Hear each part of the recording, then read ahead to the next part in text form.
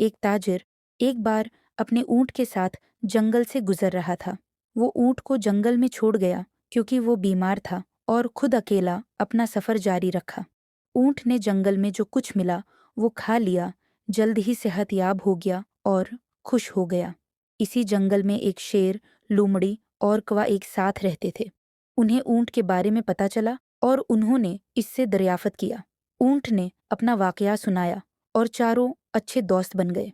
एक दिन शेर ने एक हाथी का शिकार किया, लेकिन उसे शदीद चोट लगी। वो अपनी कुछार में ठहर गया और बाहर न जा सका। शेर शिकार पर न जा सका और दूसरे जानवर भी शिकार न कर सके। नतीजे के तौर पर सब भूखे रहे। शेर ने लोमड़ी, कौवा और ऊंट को बुलाया और कहा, मिस्टर लोमड़ी, मैं बहुत भूखा हूँ, इस तरफ जाओ और मेरे लिए खाने का इंतजाम करो। मिस्टर कौवा, तुम दूसरी समत जाओ। मिस्टर ऊंट, तुम मुखालिफी समत में जाओ और कुछ लेकर आओ। तुम तीनों को खाने के साथ वापस आना है। अब जाओ। तीनों मुख्तलिफ समतों में गए, लेकिन किसी को भी खाने का कुछ नहीं मिला। वो दोबारा एक जगह जमा हुए और एक फैसला किया। फैसले के मुताबिक वो शेर के सामने खड़े हो गए। लोमड़ी ने कहा, शेर बादशाह, मैंने हर जगह तलाश किया, लेकिन आपकी भूख मिटाने के लिए कुछ नहीं मिला।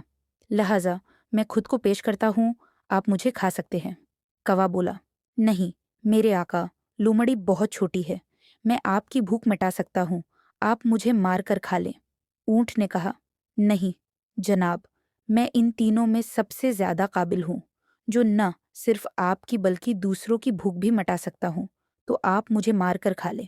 जैसे ही ऊंट ने अपनी कुर्बानी की पेशकश की, शेर और लोमड़ी ने फौरन इस पर हमला कर दिया। सबक, जो लोग चालाक होते हैं वो अपने बड़े इरादे पूरे करने के लिए कुछ भी कर सकते हैं, चाहे वो कितने ही दोस्ताना क्यों न लगे। अगर आप दूसरों पर आसानी से भरोसा करते हैं तो आपको गैर मुतवक्का मुश्किलात का सामना करना पड़ सकता है। चाहे इब्तदा में सब अच्छा लगे, लेकिन वक्त आने पर बड़े लोगों की फितरत नहीं बदलती।